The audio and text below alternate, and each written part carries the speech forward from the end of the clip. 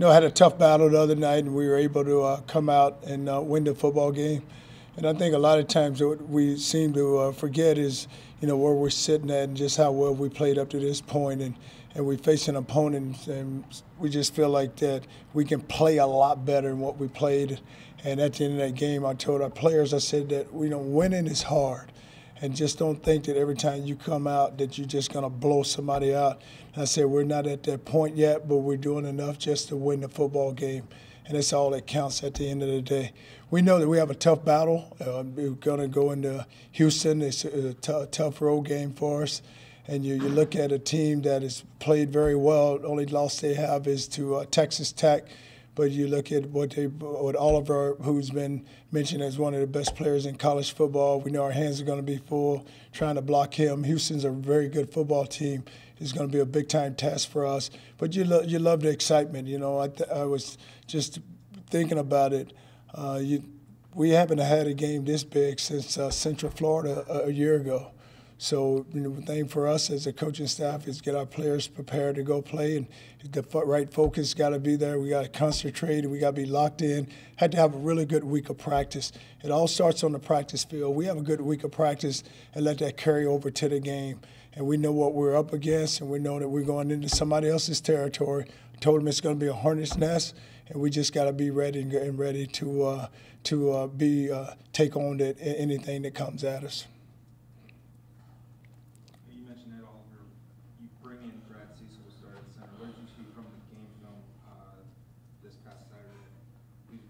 Will help Brad in the interior kind of neutralize him? Well, I don't know if you can neutralize him because he's such a good football player, but you just have to know where he's aligned at all the time. And it's not so much Brad, but you just have to have enough guys around him and just make sure that if we can neutralize him and just not let him get going, just not let him just dominate the line of scrimmage to give us a chance. When you watch him, what impresses you the most about him? Just how hard he plays. And then you look at, I can remember when I was at Texas, we actually recruited him. And then he ended up going to Houston. Knew then that he was an outstanding football player. But he played like that in high school. And a lot of times when guys leave high school to go to college, they take a step back. But only thing he's done with his game is he's improved it, and he's gotten better and better each and every year. How's Nico, Coach? Is he going to be available for Houston? Well, don't know just yet. I think tomorrow he goes back to the doctor. Yeah, on Tuesday he goes back, and then we'll get a better evaluation. We need him, but just don't know where he is, and we won't know until after he goes back and get the test on tomorrow.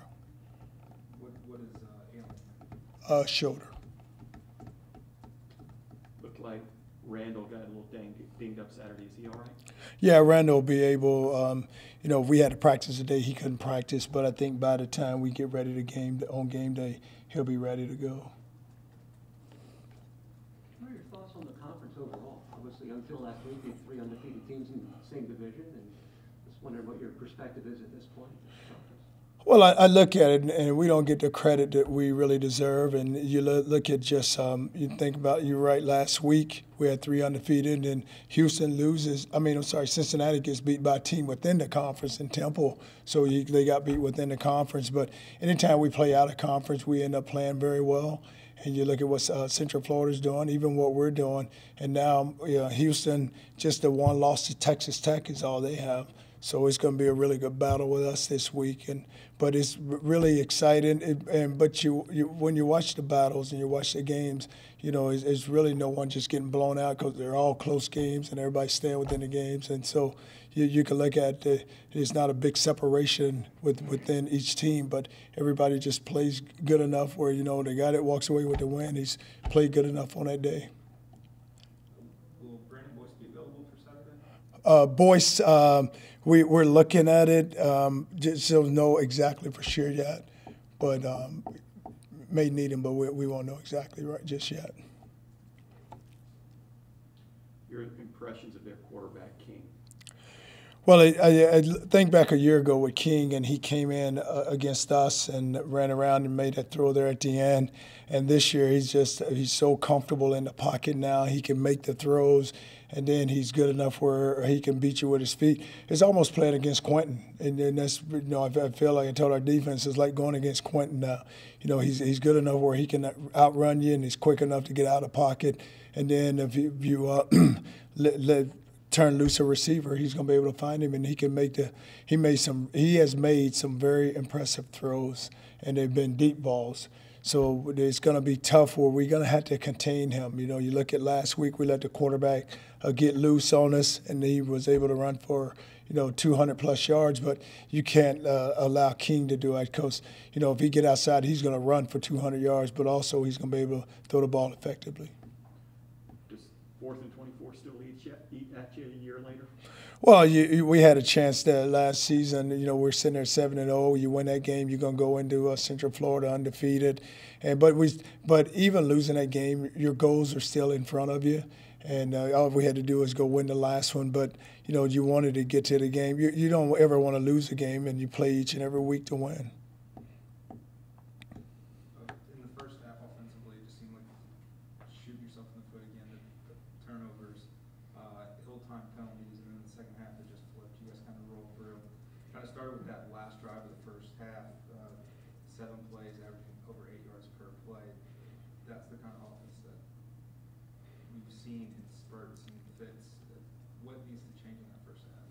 Well, we just got to execute, and you think about it. You look at us, and we take the opening drive, and we go right down the field, and we get a turnover. Then the next one, you got Wilcox running open, and we just didn't throw the ball down the field. Blake just didn't lead him far enough, or that would have been a touchdown. But it's about executing, and you look at our offense, and I think we're the number 11 offense in the country, averaging over 600 yards. We can score with people, and once we get going, we have enough weapons where we can match people. In the run game, you got Cronkite. You can come back with Ford. You can run the ball because our offensive line does a really good job.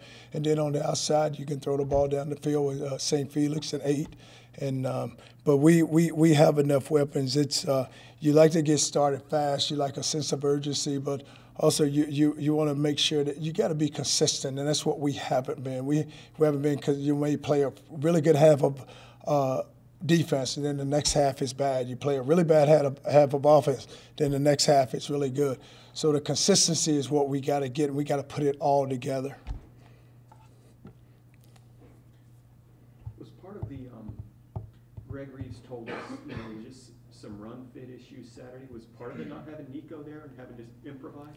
Well, you took a guy who's been down and you put him at backer, and it wasn't so much Greg. I mean, it's all guys that you just got to know where your gap is. You got to fit that gap, especially when you get movement in front of them.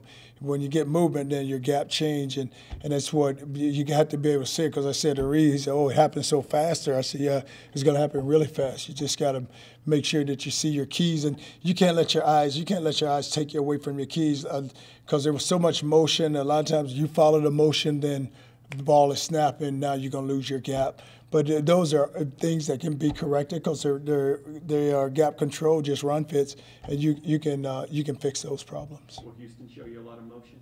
Oh, they show a lot of motion. They double pull. They bring the tight end with the tackle around. They do a lot of misdirection so that they can get you running one way and then bring the quarterback out the back door with King, and that's how they get. They try to keep you off balance. I noticed in watching the Houston game on Saturday, they ran the QB power, a little pull of tackle to the far side of the field and use him. UConn was able to utilize that on one of the touchdowns. How do you best stop that kind of? Well, you got to see it's a tackle wrap. You got to see the tackle pull. So you see the tackle pull, you got to fit the gap. You got to have a guy outside and inside, and that's what we didn't have. I think Roberts and Mikhaila Point have had 2 big games in a row. What can you say about their production lately? Well, you look at two guys that didn't play at all last season, and then watch him come back and having a really good year. And the thing about Nick Roberts is he just plays with so much energy, and he can find the football. You know, the long interception. You know, he's down the field, and then he's good enough where we can put him in the box. And both of them can tackle. Like LaPointe made some big tackles, and Nick made some. But there's two guys that are still learning the position, but they're getting better game by game, and it's just exciting to see how they've grown into the position. Those two backs, Jordan and Ford, kind of complement each other? Well, you look at Jordan, and Jordan's a complete back. You know, he can do so much. You know, he's big and he's strong enough where he can run inside, and then he's quick enough where he can get outside and he can outrun people, and he's physical enough where he can take on any type of pass rusher. You know, you look at Ford, he's so small, and a lot of times he get hidden back there, but he has so much quickness to him where, you know, he can break. When the seam opens for him, he can hit the seam, and then he can get to the second level, make a guy miss, and you know, he's not going to run away from some guys, but he's going to be quick enough where he allows his quickness to get him down the field and get him away from defenders. A lot of the guys post game, it felt like a loss to them.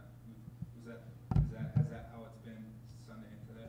Well, you want it, and I told him, and that's why I said to them, winning is hard. But the thing that has happened is the bar has been raised. And so you look at what the last 19 games, you're sitting here, what is 17-2. And so when you raise the bar and you don't play well, and they felt like they knew they didn't play well, so I didn't have to go in there and start yelling because they knew they didn't play well. So when you start getting that from your team, then you realize now they're beginning to take those steps, and they realize that their very best wasn't on Saturday. They didn't play their best, and we have to get better. Because what you would like to have done is, and I said to him, I said, Connecticut had a week off, so you're going to get their best. And so it's not like they're going to just roll in here and we're going to roll out our helmet and say, let's go play, boys, and they played. And I said, and you got to expect that. I said, tell me a game yet where we didn't walk in and not somebody play as well as they're going to play. And so you have the respect. You have made people respect you. So now that they respect you, now it's about us going and go play and go finish games. I think this may have been a spark to kind of ignite the fuse and get the guys, you know, we have to start fast. We have to finish off lesser opponents. Well, I don't know if they're lesser, because if you look at it, and that's what you got to look at. I would just look at our football team, and let's take offense. Okay, you got a quarterback transfer. You got a running back transfer. All right, now they were at Alabama and Florida. And then you got 3 freshman offensive linemen. All right, so you go, because you go Harris. So you're looking at all three freshman offensive linemen, 2 vets with Atterbury and with Storman. So you have the 2 vets with them. You have a tight end this season who's been around. 8 has been around. But St. Felix is a redshirt freshman, and Stanley's starting for the first year. And look what you lost when you lost Q, you lost 2 running backs, you lost Valdez. I mean, you lost NFL guys. So that's why we're trying to just build our program where when you do lose those guys, you got to replace them. But right now you're playing so many young guys that it's and with a when you don't have enough vets that can just kind of just take those young guys under their wing in the very beginning, they have to play because that's all we have right now. And then you look at Ford, who's a true freshman, who comes in and he spells Cronkite. Then on the defensive side, you look at your 2 safeties that are redshirt freshmen. Your Barber's a freshman who starts for you at the defensive tackle. Now, Reeves started for us last season. Sawtell started for us, but Sawtell wasn't there, so now you got to take Reeves and move him to linebacker. And now you go Livingstone, who played some for us last season. So it's like you're mixing young guys with older guys, but the older guys, some of them weren't starters. So this is the first time they're starting. So now when we go play, it's not that we're looking for excuses because we have some good talent. So it's not like we're walking out there with this seasoned team. No, when we become a seasoned team and you look and not to look to next year because I don't want to look that far. I want to make sure we stay within this season.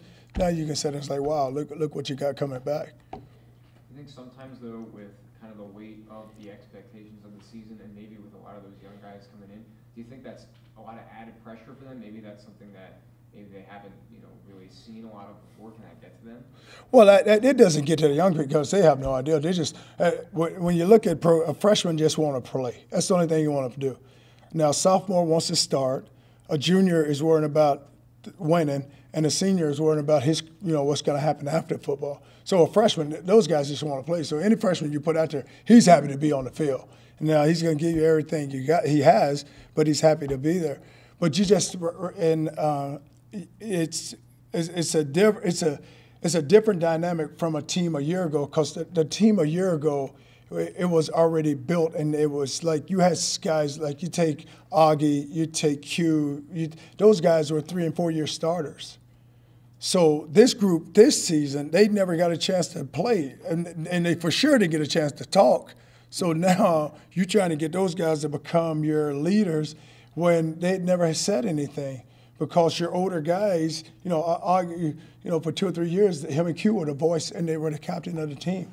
So, and it's not that we will ever, I would never say that to our team because I just feel like, hey, guys, we got to go play. I don't care what you are. You played enough games now, so we've been in it. So it's all about us now playing and go get better and making sure that week by week we improve.